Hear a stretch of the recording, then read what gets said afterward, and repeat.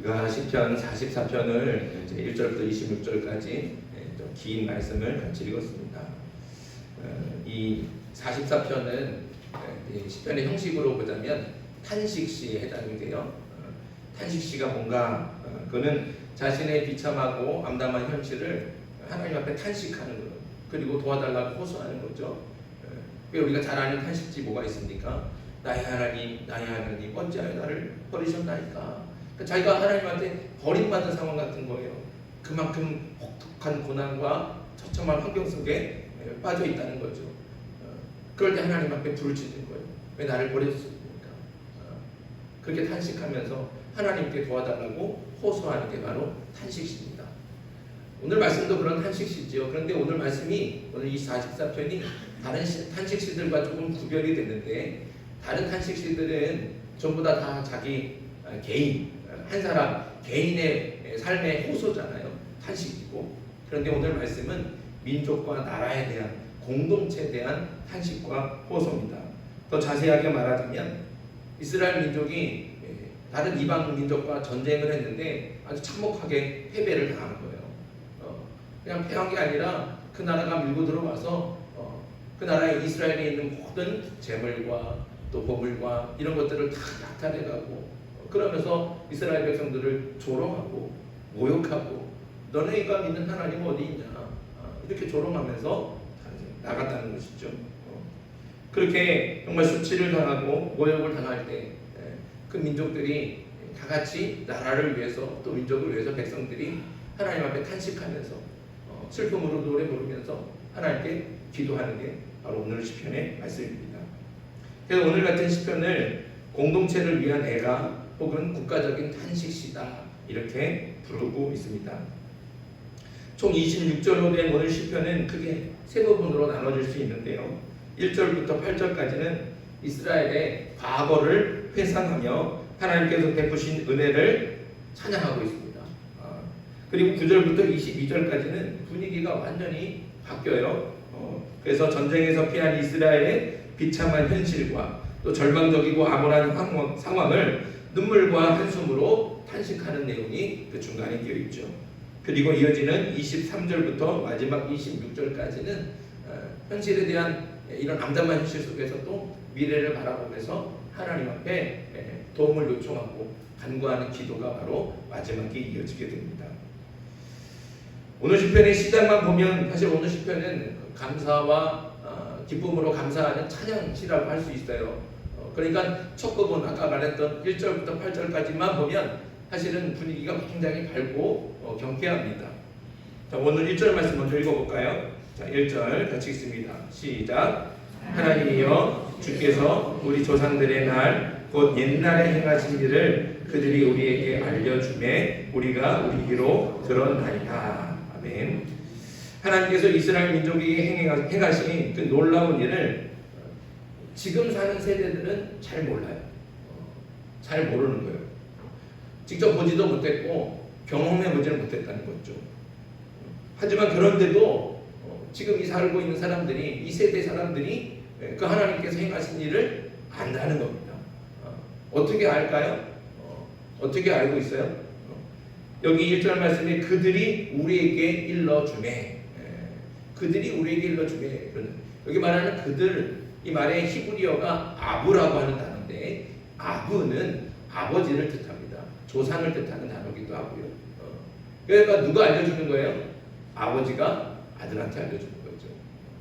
아버지가 그 옛적에 조상들에게 행하신 하나님의 놀라운 역사를 알려주는 겁니다. 들려주는 거예요. 자, 그러면 그 아버지는, 그 이야기를 들려주는 그 아버지는 하나님의 역사를 직접 경험했을까요? 눈으로 봤을까요? 그렇지 않죠. 그 아버지 역시 직접 눈으로 보지 못하고 경험하지 못했어요. 그런데 그는 어떻게 알고 아들에게 알려줄까요? 그렇죠. 그의 아버지가 알려주는 거예요. 할아버지가 아버지에게 알려준다는 거죠. 그 할아버지가 하나님께서 행하신 일들을 그 아들에게 알려주고, 그 아버지가 그 아들이 아버지가 돼서 자신의 또 아들에게 그 이야기를 들려주는 겁니다. 이렇게 할아버지는 아버지에게 알려주고 또 아버지는 현재의 아들에게 알려줘서 오래전 조상들에게 행하신 하나님의 역사를 모두가 알고 있습니다. 그래서 아버지가 들려준 이야기를 토대로 과거에 이스라엘 민족에게 조상에게 행하신 하나님의 놀라운 역사를 회상하는 겁니다. 아, 그때 우리 하나님께서 이렇게 우리를 도와주셨지, 우리를 이렇게 지켜주셨지, 마치 그때 내가 살아있었던 것처럼, 그때 그 자리에 내가 있었던 것처럼 회상하는 거예요. 회상. 그냥 이야기를 듣고 옛날 이야기처럼 이야기 듣고 해야 하는 게 아니라 내가 거기에 들어가는 거예요. 이게 회상이에요. 회상. 내가 마치 그때 그 역사 속에 살아있는 사람처럼 회상한다는 거죠. 자, 그렇다면 그렇게 아버지가 들려주고 할아버지가 들려줬던 그 옛날 조상들에게 행하신 하나님의 놀라운 역사가 무엇일까요? 오늘 말씀이 2절과 3절입니다. 2절과 3절 같이 읽습니다. 시작. 주께서 주의 손으로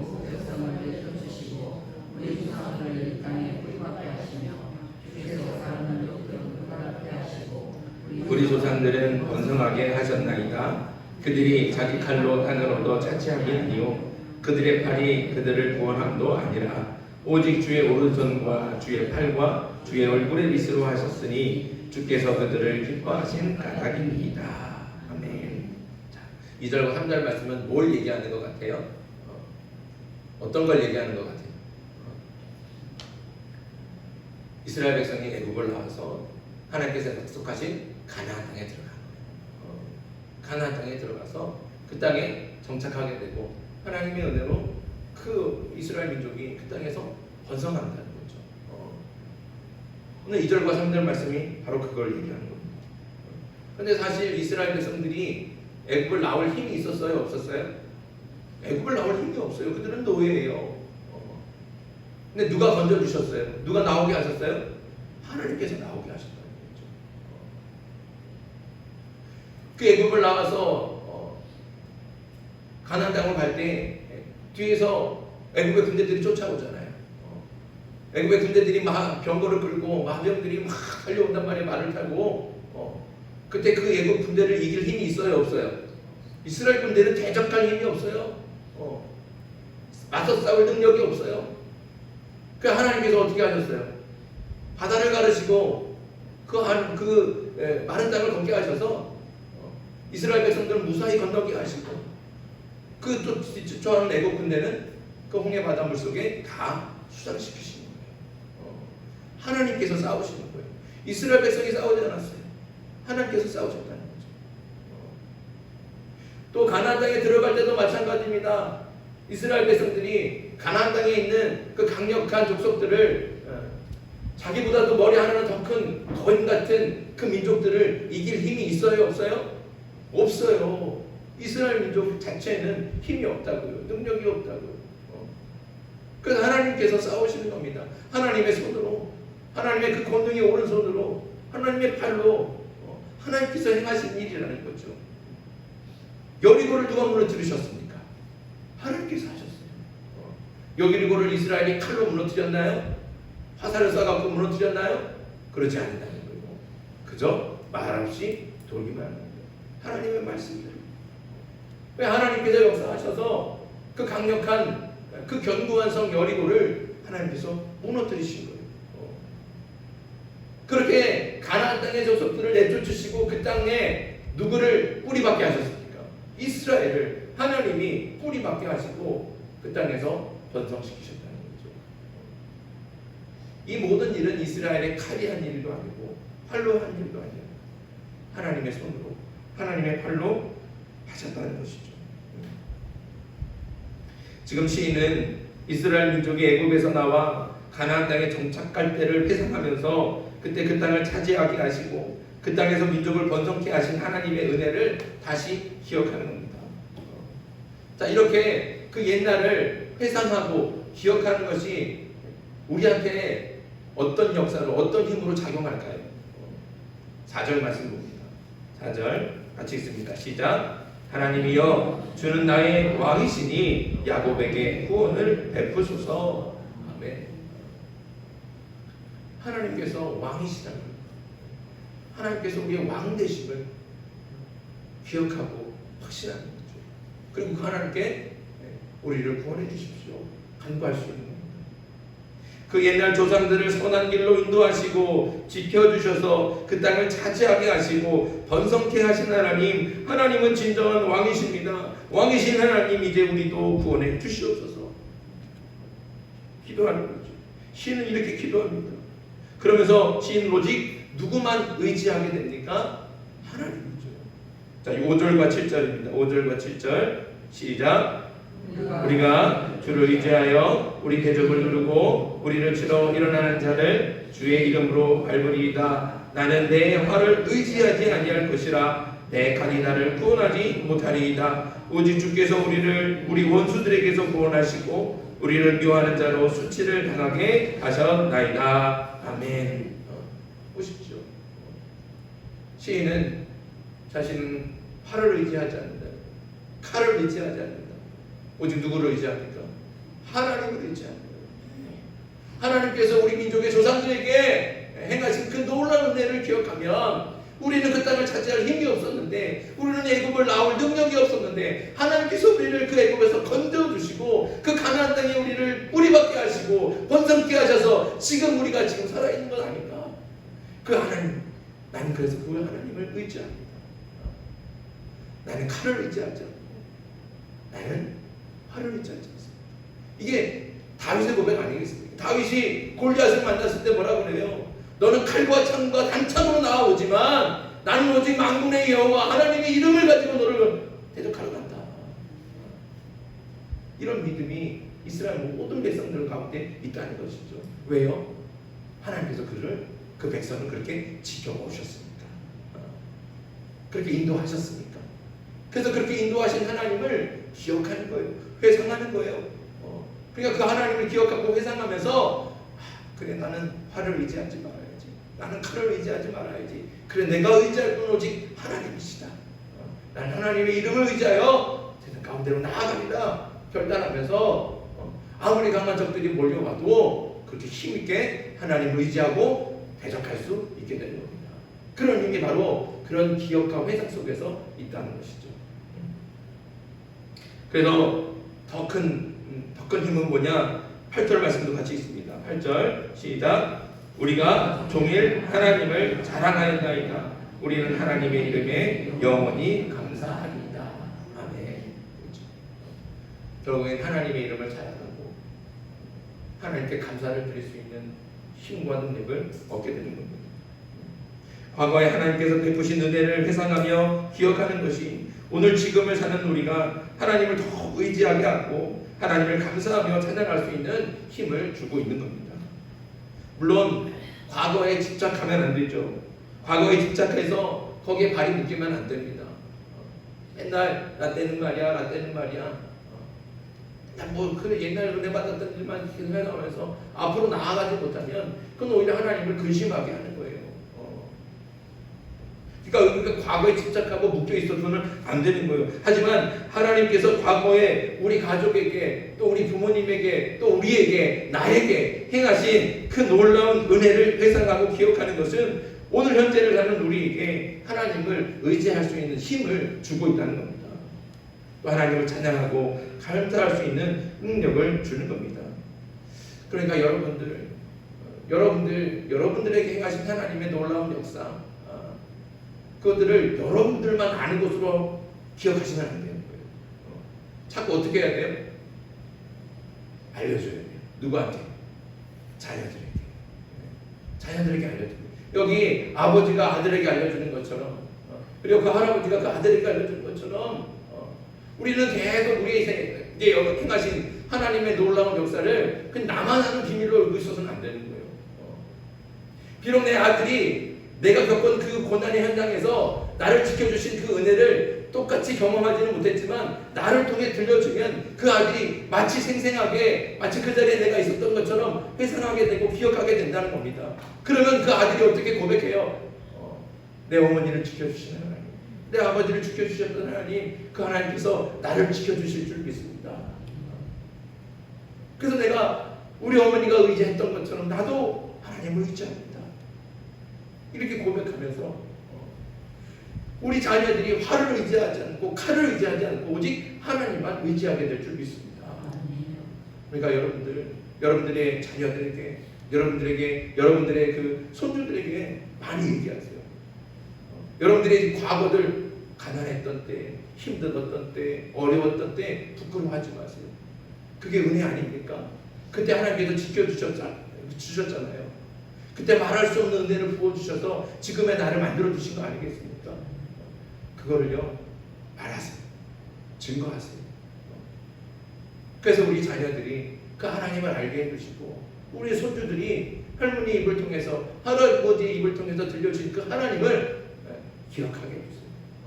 그럴 때 정말 여기 시인이 고백하는 것처럼 우리 자녀들이 팔을 의지하지 않고 칼을 의지하지 않고 오직 하나님만 의지하게 될 줄 믿습니다. 그렇게 여러분들의 정말로 하나님의 역사를, 여러분들에게 행하신 하나님의 놀라운 은혜를 끊임없이 자녀들에게 증거하기를 주님의 이름으로 축복합니다.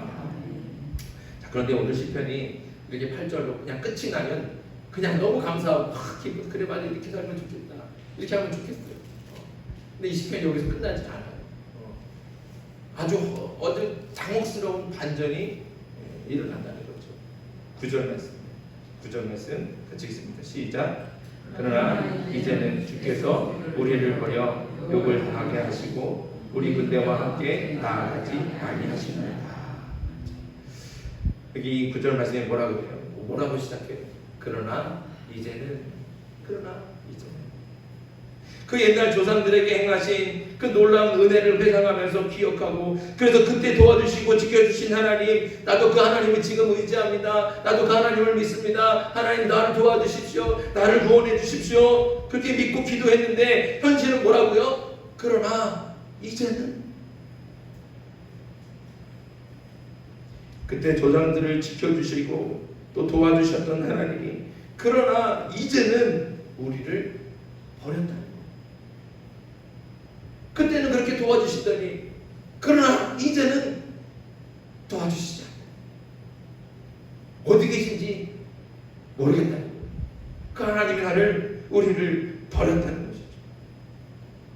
그 하나님을, 그 조상들을 지켜주시고 도와주셨던 하나님을 믿고 의지하며 감사하고 찬양하고 그렇게 하나님을 부르짖으며 기도했는데 그 하나님이 나의 기도를, 우리의 기도를 듣지 않으신다는 거예요. 지금 이스라엘 민족은 하나님께 버림을 받았습니다. 그뿐만이 아니죠. 자, 10절부터 14절까지. 자, 10절부터 14절까지 우리 한 절씩 교독합니다. 제가 먼저 읽습니다. 10절. 주께서 우리를 대적들에게서 돌아서게 하시니 우리를 미워하는 자가 자기를 위하여 탈취하였나이다.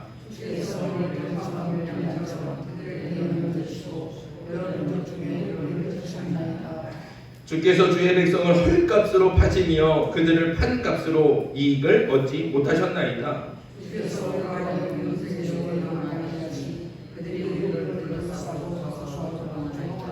14절 같이 있습니다. 주께서 우리를 뭇 백성 중에 이야기거리가 되게 하시며 민족 중에서 머리 흔듦을 당하게 하셨나이다.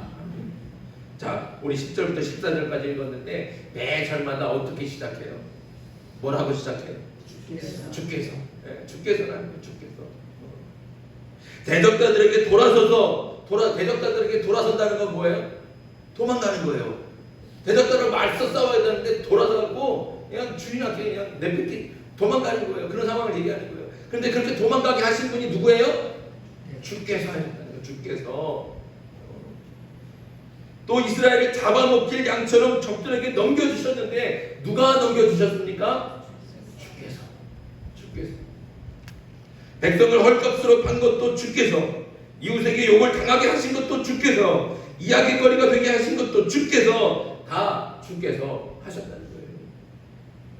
그러니까 지금 이 모든 고난과 참혹한 현실이 전부 주님 때문에 일어났다고 탄식하고 있는 겁니다.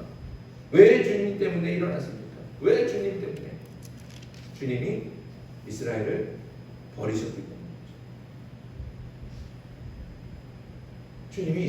하나님이 이스라엘을 버리신 거예요. 자, 그럼 하나님이 왜 이스라엘 백성들을 버리셨습니까? 이스라엘이 심각한 죄를 지었기 때문에 그럴까요? 아니면 이스라엘이 하나님의 말씀을 거역했기 때문에 그럴까요? 그렇지 않는다는 거죠. 자, 17절과 18절입니다. 17절, 18절 같이 읽습니다. 시작. 이 모든 일이 우리에게 임하였으나 우리가 주를 의지하지 아니하며 주의 명령을 의지하지 아니하나이다. 우리의 마음은 위축되지 아니하고 우리 걸음도 주의 길을 떠나지 아니하였으나. 자, 지금 이스라엘은 어떻게 지내고 있습니까? 어떻게 살고 있어요? 하나님을 잊은 적이 없대요. 이런 혹독한 고난 중에도 하나님을 잊은 적이 없대요. 그리고 주의 언약을 어기지도 않았다는 거예요. 그리고 그 마음이 위축되지도 않고 그 걸음이 주의 길에서 떠나지 않는다는 거죠. 이스라엘 백성은 하나님을 잊지 않았습니다. 언약도 어기지 않았습니다. 그리고 그 걸음이 주의 길을 떠나지도 않았습니다. 이스라엘은 신실하게 하나님을 예배하고 하나님 한 분만을 경배하며 하나님의 말씀을 따라 살았습니다. 그런데 이스라엘의 현실은 어떻습니까? 19절 같이 읽습니다. 19절 시작. 주께서 우리를 승냥이의 처소에 밀어 넣으시고 우리를 사망의 그늘로 덮으셨나이다. 어찌 이런 일이 있을 수 있을까요? 그렇게 하나님의 말씀대로 살고 신실하게 하나님만 믿고 주의 길에서 벗어나지 않았어요. 하나님을 잊은 적이 없어요. 그런데 그 하나님께서 어떻게 하셨다고요? 승냥의 그늘로 밀어넣는 거예요. 사망의 그늘로 덮어버리셨다는 거예요.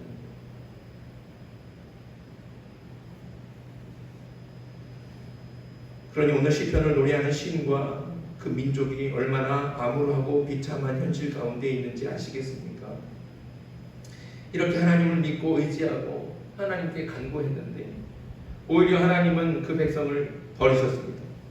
그래서 하나님의 백성인 이스라엘이 이방 민족들에게 패하고 노략을 당하고 비난과 조롱을 당하며 마치 도살할 양처럼 끌려가 죽임을 당하기 일보 직전에 있습니다. 이렇게 하나님을 믿고 의지했는데 그 하나님이 버린 것 같고 그래서 하나님께 배신감이 들 때 여러분 같으면 다시 하나님께 기도할 수 있겠습니까? 어떠세요? 나는 하나님을 신실하게 믿고 따라 살아왔고 하나님만을 예배하고 그 말씀대로 살려고 열심히 노력했는데 돌아오는 것은 적들의 공격과 모함과 조롱과 비난과 모욕이 수탈을 당하고 다 빼앗기고 그렇게 참혹한 현실 가운데 빠져 있는 거죠. 그럴 때 여러분들은 다시 하나님을 부르고 기도할 수 있겠습니까? 다시 하나님을 신실하게 믿고 의지하며 하나님 부를 수 있겠습니까? 아마 그러기 쉽지 않을 거예요. 그렇지 않겠습니까? 나는 그렇게 하나님을 신실하게 믿었는데 내가 열심히 그렇게 신앙생활했는데 하나님 나를 버렸단 말이에요. 하나님 내 기도를 들어주지 않는단 말이에요. 그럼 다시 그래도 하나님께 나와서 부르짖을 수 있겠습니까? 어렵죠. 그러나 오늘 시인은 놀랍게도 이런 암담하고 절망적인 상황 속에서도 다시 한번 하나님께 부르짖습니다. 자신의 마음 그저 있는 그대로 토로하는 거예요.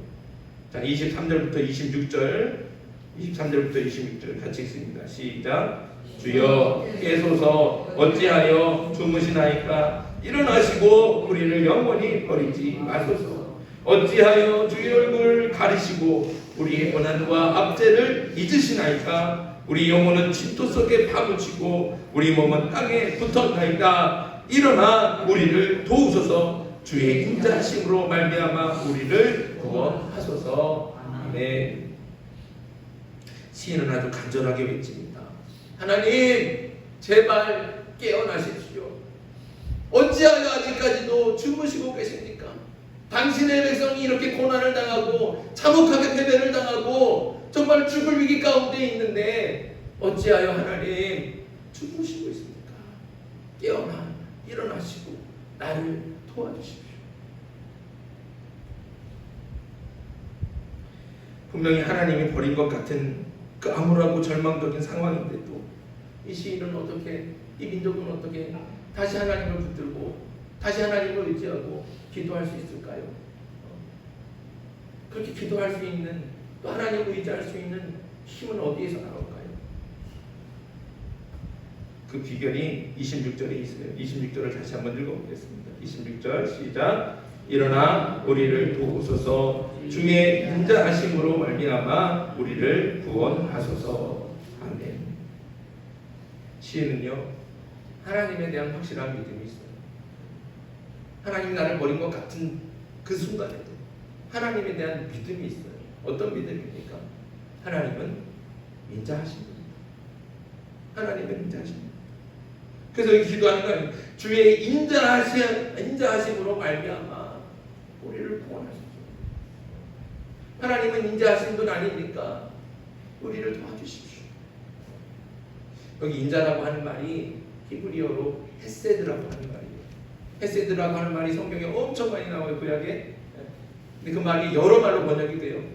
오늘 말에 인자도 나오고 긍휼도 나오고 자비로도 해석이 되고 굉장히 많은 단어로 나와요. 그런데 이 헤세드의 가장 핵심은 뭐냐? 사랑입니다. 하나님의 사랑, 하나님의 언약적인 사랑. 사람의 사랑은 어떻습니까? 상황에 따라 변하기도 하고 환경에 따라 달라지기도 하고 조건에 맞춰서 이리 갔다 저리 갔다 하는 게 사람의 사랑 아니겠습니까? 그런데 하나님의 사랑은 어떻습니까? 하나님의 사랑은 변함이 없으신 거예요.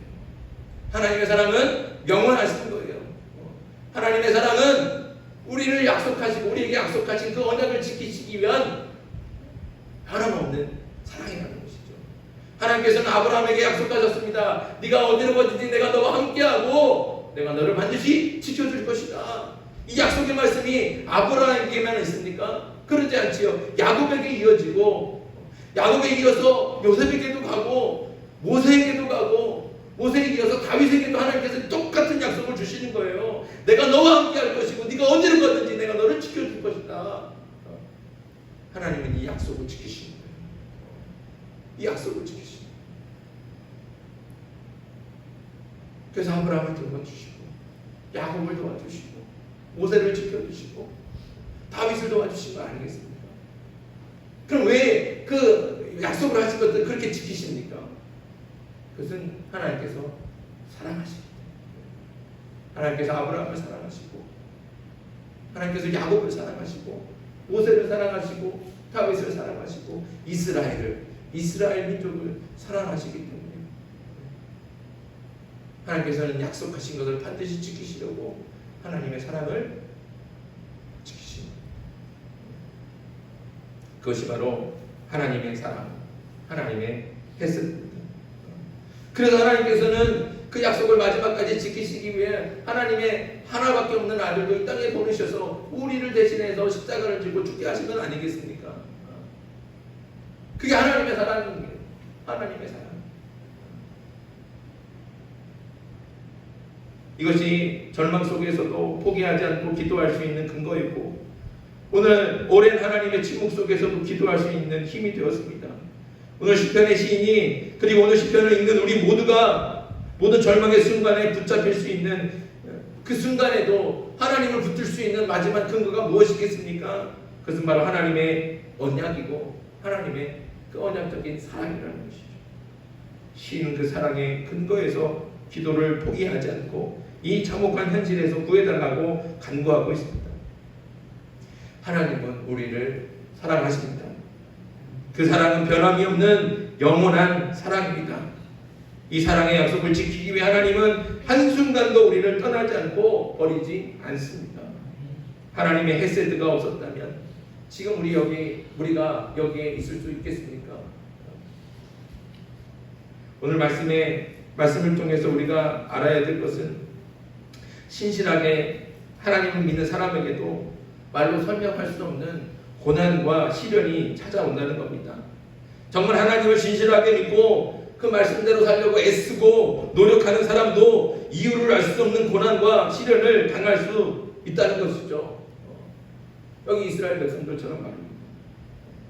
그때는 정말 하나님이 버린 것 같아서 큰 큰 절망에 빠지고 낙심이 될 겁니다. 내가 이렇게 하나님을 신실하게 믿는데, 내가 이렇게 하나님을 열심히 경배하는데, 하나님의 말씀대로 살려고 이렇게 내가 애쓰고 노력하는데 하나님은 왜 나를 버리시고 왜 나한테 이런 큰 고난과 시련을 닥쳐오게 하시는가? 왜 이 고난 속에서 나를 도와주시지 않는가? 그럴 때는 정말 하나님이 나를 버린 것 같이 느껴질 거예요. 배신감도 들 거예요. 하나님이 살아계신가 의심이 들 수도 있습니다. 그러나 어떠한 상황에도 변하지 않는 것은 하나님의 헤세드라, 하나님의 사랑. 여러분들 요셉을 생각해 보세요. 요셉이 무슨 잘못이 있어서 노예로 팔려갔습니까? 그러지 않잖아요. 욥도 마찬가지 아닙니까? 욥이 무슨 죄를 지어서 그래서 한순간에 가족과 재산을 다 잃어버리고 자신의 건강도 다 잃어버리는 그 심각한 질병에 놓여 있게 된 거 아니겠습니까? 그게 정말 욥이 죄를 지어서 그래요? 그러지 않잖아요. 요셉도 욥도 다 하나님을 신실하게 믿고 의지했습니다. 하지만 그럼에도 이유를 알 수 없는 큰 고난과 시련을 당해서 절망할 수밖에 없었고 하나님을 의심할 수밖에 없는 상황 가운데 있었습니다. 하지만 요셉도 욥도 하나님의 사랑을 의심하지 않았습니다. 하나님의 사랑을 신뢰하고 그 참혹한 고난의 현실 속에서도 하나님을 의지하며 부르짖고 또 부르짖었습니다. 우리가 암담하고 참혹한 고난의 현장에서 절망과 슬픔 속에서도 그래도 하나님께 기도할 수 있는 힘은 바로 이 변함없는 하나님의 사랑이 있기 때문인 줄 믿습니다. 바울은 그래서 하나님의 사랑에 대해 이렇게 선언을 합니다. 자, 우리 로마서 한번 가봅시다. 로마서 8장 35절입니다.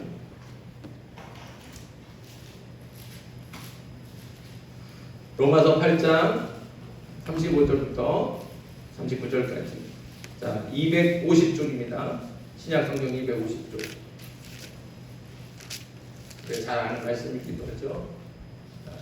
신약성경 250쪽 로마서 8장 35절부터 39절까지. 우리 한 목소리를 같이 함께 읽겠습니다. 시작. 누가 우리를 그리스도의 사랑에서 끊으리요? 환난이나 곤고나 박해나 기근이나 적신이나 위험이나 칼이랴. 기록된 바 우리가 종일 주를 위하여 죽임을 당하게 되며 도살당할 양같이 여김을 받았나이다 함과 같으니라. 그러나 이 모든 일에 우리를 사랑하시는 이로 말미암아 우리가 넉넉히 이기느니라. 내가 확신하노니 사방이나 생명이나 천사들이나 권세자들이나 현재이나 장래이나 능력이나 높음이나 깊음이나 다른 어떤 피조물이라도 우리를 우리 주 그리스도 예수 안에 있는 하나님의 사랑에서 끊을 수 없으리라. 아멘. 바울이 선언하는 거예요. 선언. 바울이 선포하는 거예요. 하나님, 우리를 향한 하나님의 사랑, 그 그리스도를 통한 하나님의 사랑.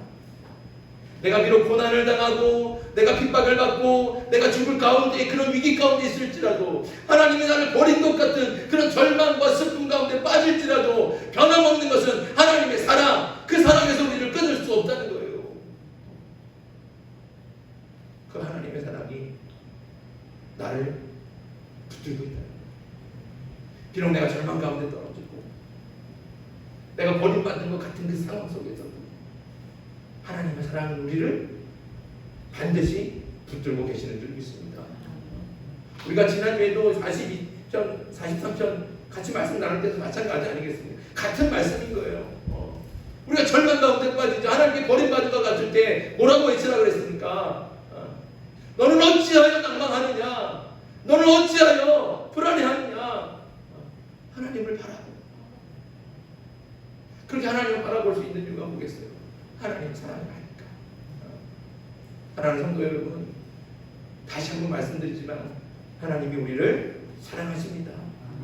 그 어떤 것으로도 끊을 수 없는 사랑으로 우리를 붙들고 계시는 줄 믿습니다. 그러니 내가 비록 버림받은 것 같은 그런 절망과 불안 속에 있습니다.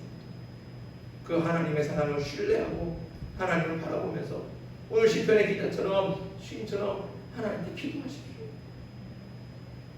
그냥 있는 그대로 꼭 좋은 말로 기도하는 게 아니에요. 여러분들 그냥 있는 말로 그대로 다 토해내는 거예요. 여기 시인처럼 하나님 어째서 주무십니까? 나를 위해서 좀 일어나십시오. 하나님의 자녀가 지금 고통받고 있습니다. 어찌하면 하나님의 자녀를 이렇게 방치하고 계십니까? 나를 좀 도와주십시오. 나를 좀 구원해 주십시오. 이렇게 기도할 때 하나님께서 하나님의 때 하나님의 방법으로 우리를 도와주시고 지켜주실 줄 믿습니다. 오늘 시편이 이렇게 끝나는 거예요. 이렇게 끝나는 거예요. 이렇게 기도하고 하나님이 역사하셔서 도와줬다. 하나님 찬송합니다. 이렇게 끝나면 좋겠지만 이렇게 끝나지 않아요. 그냥 기도하는 것으로 끝난다는 거예요. 그게 우리가 할 일이에요. 그게 우리가 해요. 우리는 그저 돌진.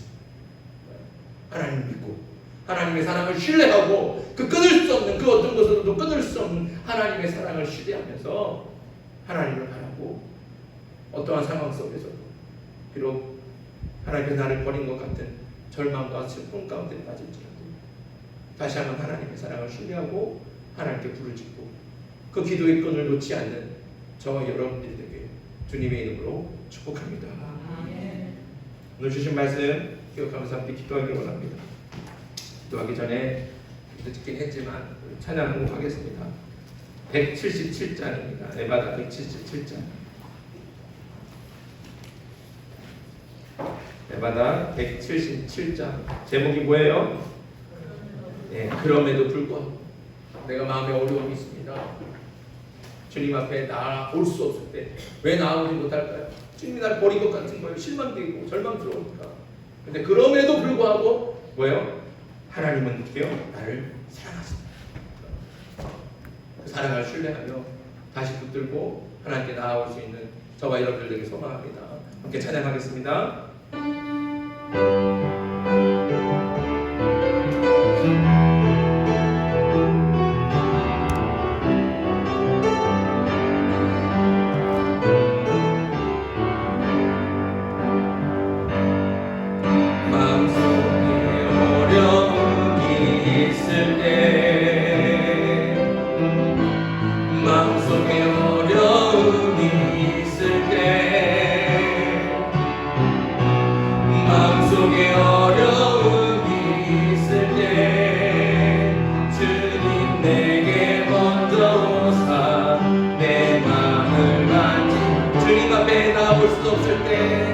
주님 앞에 나올 수 없을 때 주님 앞에 나올 수 없을 때 주님 앞에 나올 수 없을 때 주님 날 먼저 안으시네. 그럼에도 불구하고 날 사랑하시는 내 하나님의 사랑은 나의 모든 걸 덮고 그럼에도 불구하고 날 안아주시는 내 하나님을 부를 때 아버지라고 다시 한번 마음속에 어려움이 있을 때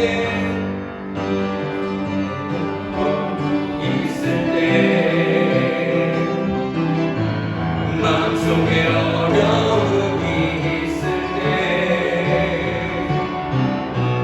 마음속에 어려움이 있을 때 주님 내게 먼저 오사 내 마음을 만지고 주님 앞에 나올 수 없을 때 주님 앞에 나올 수 없을 때 주님 앞에 나올 수 없을 때